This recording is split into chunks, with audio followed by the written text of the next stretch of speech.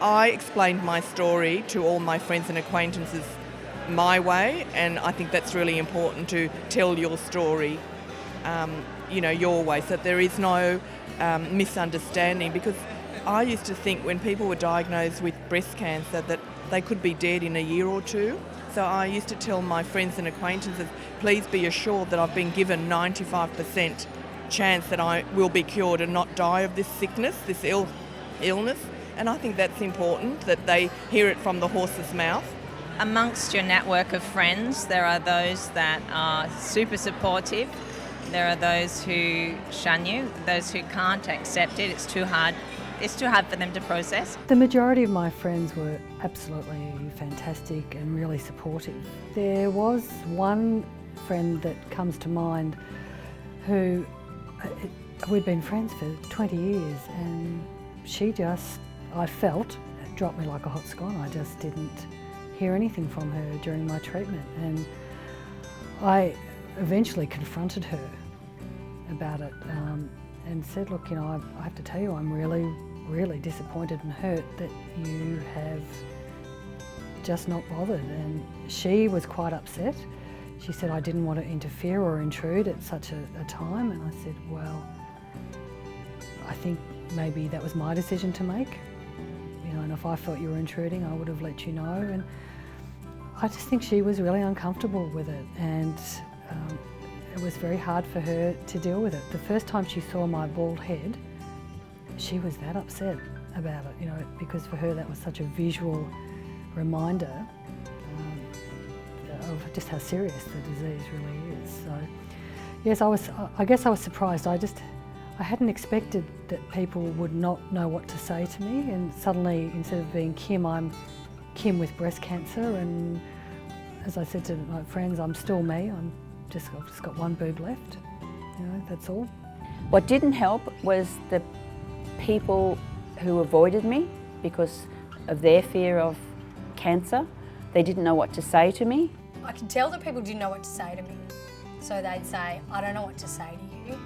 And that honestly made me feel better, they didn't need to say anything, but just said, I don't know what to say to you. The first week, I had so many people give me the most bizarre advice I have ever heard. People that I have known and loved for a long time and that are very sensible, intelligent people, but I was being told to eat 10 pineapples a day, stand on your left ear, spin around on your right foot, inject bicarb of soda into your breast, and all sorts of weird things. And I just made the decision really early on that I wasn't going to take on board any of this advice. And really the only advice I took on board was from my medical team. That was my choice.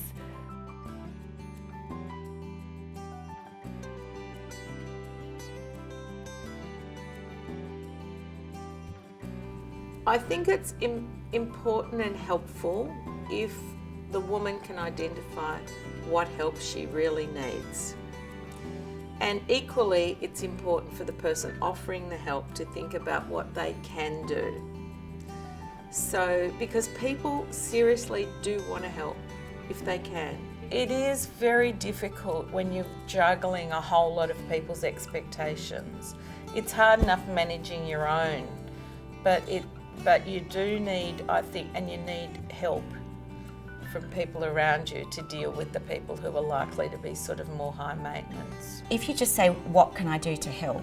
For a start, you're in shock anyway, and it's very hard to make any decisions. And resentful's the wrong word, but it's another burden, even having to think about whether you're asking too much or not. Instead of saying, oh, let me know if I can help, for people to say, I'm going to come and clean your toilet and your kitchen every week for you, or I'm going to come and wash your floor for you, or I'm going to come and take you to the movies once a month, or that sort of positive thing, and then say, would that help? One of my close girlfriends reminded me, she said, remember, they're loving helping you, they want to help you, and that feeling that you've always felt, remember they want to help you, and that's very important. And it made me feel very humble, and I realised it was a good point.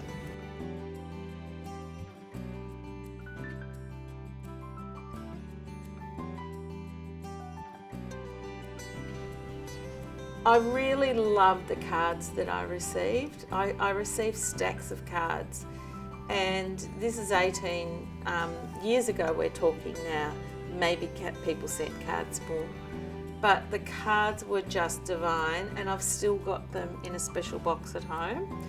And sometimes when I'm feeling crap or I'm feeling, you know, like I've had a really bad time, sometimes I sit and I just open the box and I read through the cards and read all the lovely things people said about me. Because that's the other thing, we don't tell people in our lives. You know, how many times have we been to funerals and we've heard all these amazing things and we've heard lovely tributes, but we don't say that to each other.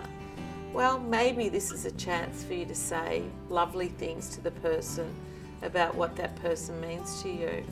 So I would encourage people to send cards or text messages. You can't keep texts and come back, but they're so much better than those phone calls or the phone messages. Hi, it's just me, Barbara. You know, ring to see how you are. When you get a chance, let me know. No, don't do that. It's bloody exhausting. Remembering important dates is important. You know, I would be really upset the night before a chemotherapy, you know, that some of my friends wouldn't text me to say good luck. That really did sort of actually hurt me at the time. So, you know, have a diary, and when the person says, you know, I've got chemo next Wednesday, set a reminder in your phone just to write a text message.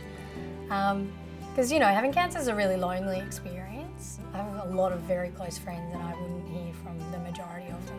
You know, I'd lost a lot of weight and I was really tired and I was very sick. To not even get a, you know, thinking of you tomorrow or good luck for tomorrow, it really did hurt me. I spent a lot more time upset about those sorts of things than even what I was going through.